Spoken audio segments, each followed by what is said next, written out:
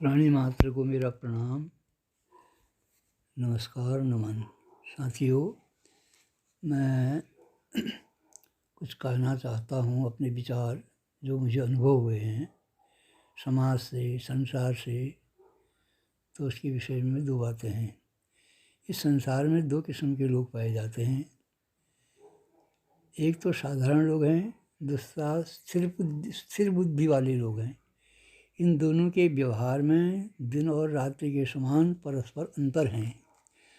साधारण जो व्यक्ति हैं वह जिसको ज्ञान कहते हैं, तो ज्ञान में देखने वाले जो संयमी व्यक्ति हैं उनके लिए वह केवल जानकारी है। जानकारी से दुखों का अंत होता है।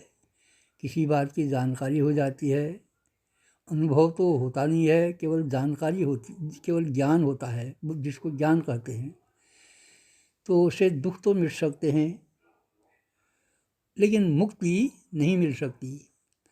बौद्धिक ज्ञान वस्तुओं के विषय में सहायक है। जब बुद्धि का ज्ञान हो जाता है तो आदमी नए नए आविष्कार कर लेता है, नई नई खोजें करता है। उनसे सुख, जिसको वह सुख कहता है, वास्तव में जो सुख नहीं है, लेकिन क्षणिक सुख के लिए वह सहायक हैं। परंतु जो स्थिर बुद्धि लोग हैं, और स्थिर बुद्धि लोग जो हैं वो स्थिर बुद्धि होकर के सत्य परमात्मा के दर्शन यानी कि आत्मा का बोध कराते हैं। स्थिर बुद्धि लोग तो बोध के लिए जो है प्रज्ञा शक्ति जो है वो खुलनी चाहिए। प्रज्ञा शक्ति खुलने के लिए ध्यान की आवश्यकता है, और ध्यान के लिए अपने शरीर और इंद्रियों में, मन में विचारों में जो है वह संयम की आवश्यकता है। अब संयम से ही जो हमारी शक्ति बिखर जाती है, शारीरिक शक्ति, मानसिक शक्ति, वह संचित होती है, इकट्ठा होती है। शक्ति से संकल्प में दृढ़ता आती है। संयमी व्यक्ति जो होता है वह जागृत अवस्था में अपने शुभ अशुभ, नीति अनीति, धर्म अधर्म की परिधि को देख लेता है।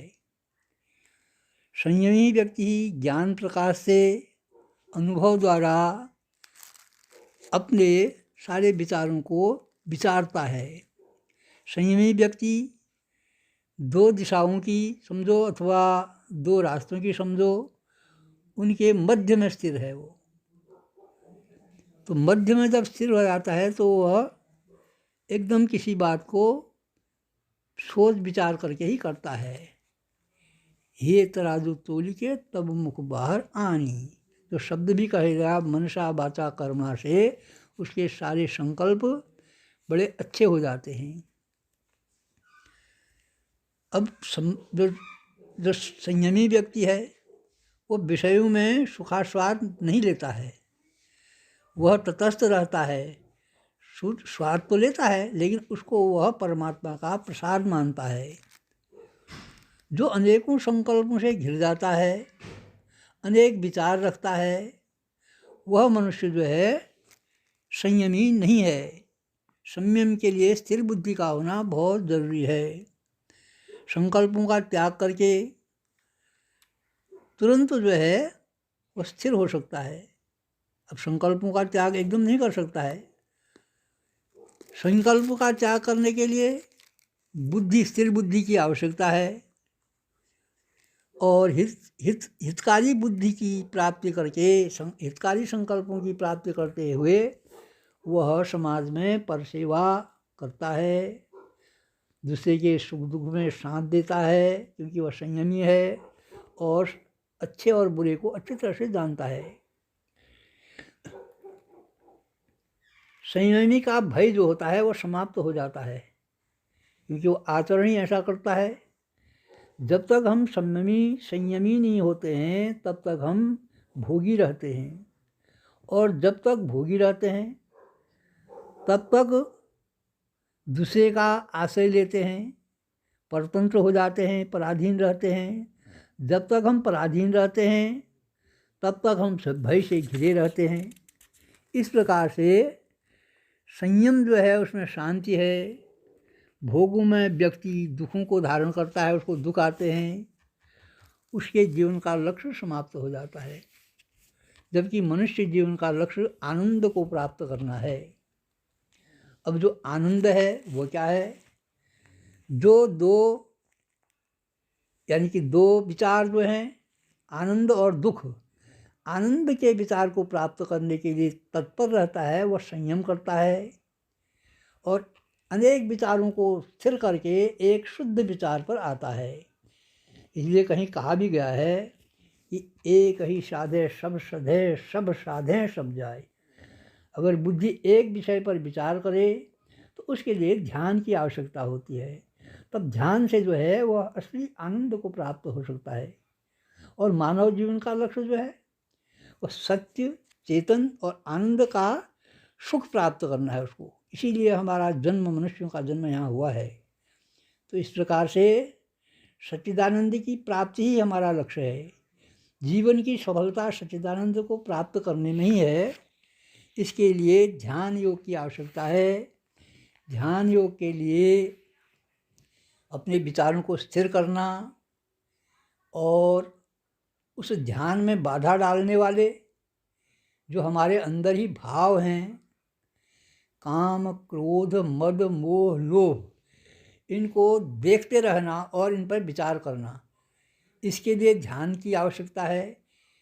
आज सारे धर्मों में, चाहे वो कोई भी धर्म हो, हिंदू हो, मुसलमान हो, सिख हो, ईसाई हो, धर्म की बात सब करते हैं, ध्यान की बात कोई नहीं करता। जब तक हम ध्यानमग्न न हो जाएं, अब ध्यान के लिए मेरे ख्याल से सभी के घरों में अनेकों युगों से ध्यान के केंद्र बने हुए हैं, जिसको हम घर के अंदर मंदिर कहते हैं, वो सबके घर में हैं। लेकिन अफसोस उन मंदिरों में न तो हम बैठते हैं, न अपने बालों को बैठाते हैं, न सायंकाल में या प्रातः काल में ध्यान मस्त, यानी कि चुपचाप से आँखों को बंद करके किसी एक मूर्ति अथवा एक विषय पर और एक वस्तु पर अपनी दृष्टि को देखते रहना, यही ध्यान है। माना हमारे घरों में मंदिर हैं, दूसरे घरों में कहीं कोई और जगह हैं, कहीं गुरुद्वारे हैं, अगर हम चुपचाप से रहें, आँख बंद करें, आसन बांधें और सारे विचारों को छोड़ करके केवल अपने अंदर देखें। अपने अंदर का मतलब अपनी श्वासें जो हैं जिससे हम जीवित हैं, श्वासों को हम देखें कि कहाँ से श्वास जा रही है कहाँ, और इनको गिनती करना शुरू कर दें। धीरे धीरे ये हमारा ध्यान जो है अपने श्वासों पर केंद्रित होगा। जब अपने श्वासों को केंद्रित पर हमारा ध्यान हो जाएगा तो हमारी जो बुद्धि में जानकारियाँ हैं, सारी जानकारियाँ हटने लगेंगी। एक शुद्ध जानकारी वहाँ प्राप्त होगी। उस शुद्ध जानकारी जिस समय हमको प्राप्त होने लग जाएगी है, उस समय हमको ये सारी जितनी भी बातें कही गई हैं उनका बोध होगा।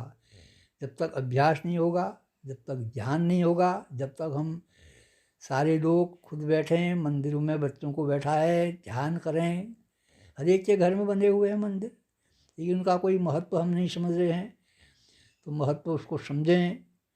तो जो आज ये सारे समाज में इतना दुख है, लड़ाई है, झगड़ा है, तमाम अनेक प्रकार के यानी कि ऐसे कार्य हैं जिनका कोई वर्णन ही नहीं है, सब बुरे ही बुरे हैं। तो इस प्रकार से जो इस कार्य धीरे धीरे एक समय या कोई एक वो नहीं, युग इसमें बीतेंगे। अभी इतनी जल्दी जो मैं बात कह रहा हूँ, ये बातें इतनी जल्दी सफल नहीं होनी है। अगर हम अपने बालकों को जब उनकी उम्र 4-5 साल की है, उनको बैठाएं, ऐसी चर्चा करें, परहित की चर्चा करें, तो उनका ध्यान परहित में जाएगा। परहित में जब संसार का भला होगा तो हमारा भला स्वतः ही होगा। जब समाज का भला होगा, अगर समाज अच्छे विचारों वाला हो जाएगा तो एक विचार वाला जो कम विचार वाला होगा तो उसके विचार भी स्वतः ही ठीक हो जाएंगे। तो पहले हमको खुद समझना है, खुद करना है। हमको देख करके और करेंगे, फिर इस प्रकार से ये धीरे धीरे धीरे धीरे संसार में शांति आएगी। जो आज शांति है इसका कारण हम खोज पाएंगे और हमको वो मिल जाएगा। खाली भाषण देने से शांति करो, सद्भाव करो, इस तरीके से तो ये सफल होना बहुत कठिन होगा। हमें समभाव, समभाव, समधर्म, समधर्म। तो समधर्म का मतलब है कि हम सारे धर्मों को एक दृष्टि से देखें, उनके जाने के, उसको समझने के विचार अलग अलग हो सकते हैं।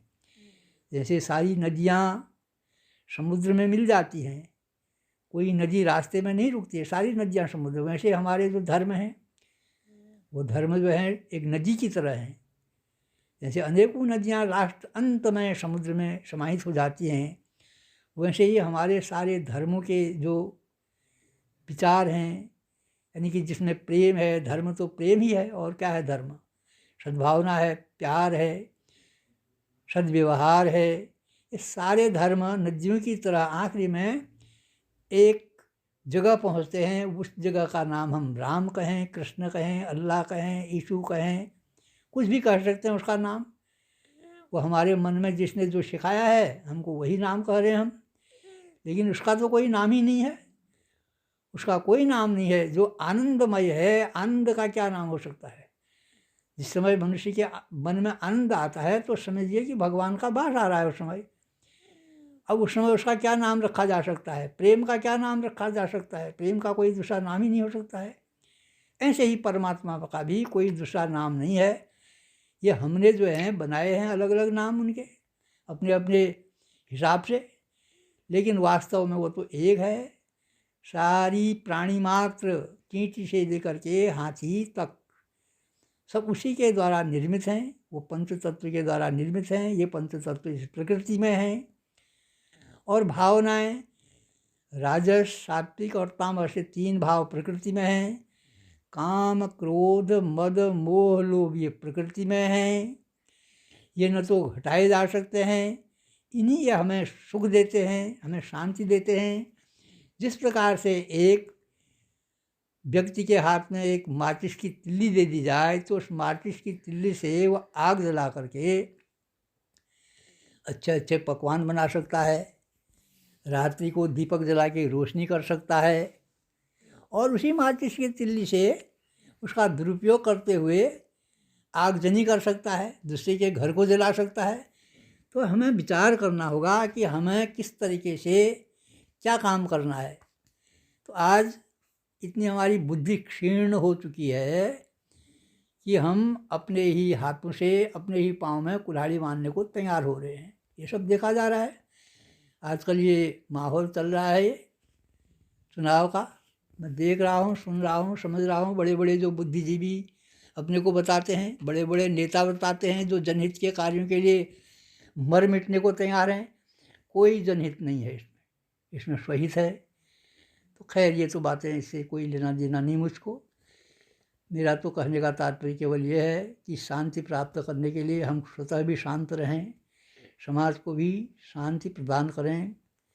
और यही जब हम चाहते हैं कि हम स्वतः शांत रहें तो हमको स्वतः शांत होने के लिए ऐसे कार्य करने चाहिए जिससे समाज शांत हो, शांत समाज में सुख ऐश्वर्य आए, प्रेम और सहिष्णुता बढ़े, आपस में सब भाईचारा बढ़े।